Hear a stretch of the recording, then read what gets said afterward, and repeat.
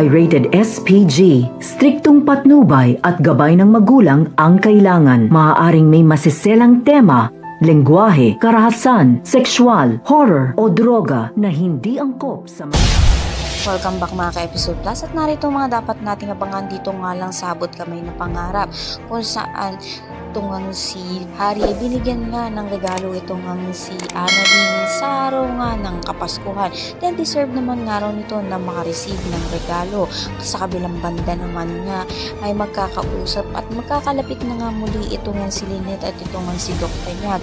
At ang hiling nga niya ay sana nga raw ay magising pa nga raw ang kanyang ama upang makapagpatawad pa nga siya sa mga nagawa nga niya rito. Samantala natuklasan naman nga nito ni Justin na naroon nga ang kanyang ina sa children's party, kaya naman nagalit nga ito at sinabi na nga lang ito ni Giselle na aalis na nga siya. Inabol naman nga nito ni Justin ang kanyang ina. Yan ang pakatutukan nga natin kung lalambot na nga itong puso ni Justin para nga kay Giselle at patawarin niya na nga ito. Lahat na yan ang mga natin. Maraming salamat.